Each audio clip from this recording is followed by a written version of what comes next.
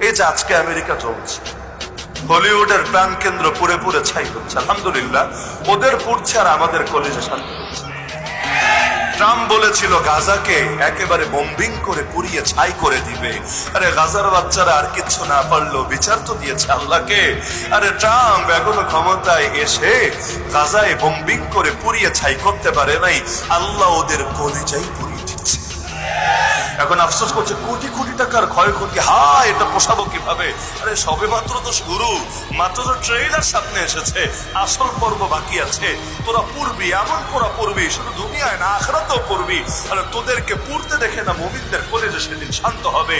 ওয়াউমা ইযি ইয়াফরাহুল মুমিনুন, আরে যখন তোরা জাহান্নামে যাবি মুমিনরা সোফায় হেলান দিয়ে আলাল আরাইকি ইয়ানজুরুন হাল সুওয়াইবাল কুফারু মা কানু ইয়াফআলুন, সোফার মধ্যে হেলান দিয়ে দিয়ে বসে দেখবে কাফের গুলোকে ওদের কৃতকর্মের সাজা দেওয়া হয়েছে ঠিকভাবে।